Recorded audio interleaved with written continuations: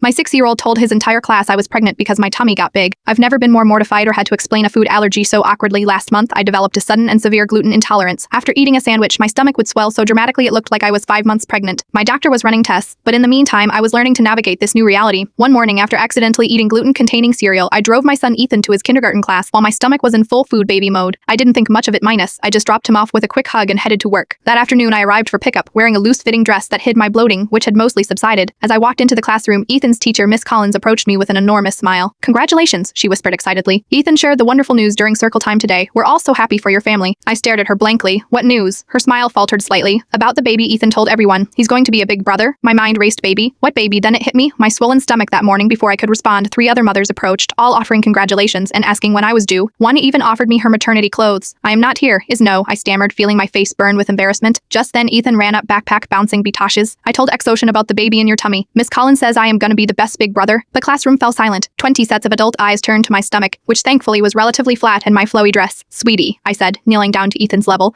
"Remember how Packy's tummy gets big sometimes after she eats certain foods? That's not a baby. That's just a food reaction." Ethan's face crumpled in confusion. "But it looks just like Mrs. Peterson's tummy, and she has a baby in there." Mrs. Peterson, very visibly pregnant with twins, shifted uncomfortably across the room. I took a deep breath. "I have something called a gluten allergy, buddy. Sometimes when I eat bread or cereal, my tummy swells up. But here is no baby in there. So I am not getting a baby brother." His voice rose with disappointment. "No, honey, not right now." His face fell, then brightened suddenly. "Can we make a baby brother? Joe's mom and dad made a baby. His dad said they made it in their bedroom." The classroom erupted in poorly suppressed laughter. Miss Collins turned an impressive shade of crimson. I grabbed Ethan's hand and practically sprinted for the door, calling over my shoulder, "No baby, just bread. Sorry for the confusion." That night, I had to explain both food aldus and basic reproduction to my curious 6-year-old, who remained convinced that if bread made my tummy big, then bread must somehow be involved in making babies. The next morning, I overheard him telling his stuffed animals, "If you eat enough bread, a baby grows in your tummy, but only if you are a mommy." I've since switched to a strict gluten-free diet, not for health reasons, but because I can't face another pregnancy announcement from my son, and I've learned my lesson about wearing fitted clothes on bloated days. The worst part, at the school fundraiser last week, someone had labeled the breadbasket baby markers with a little arrow pointing at me.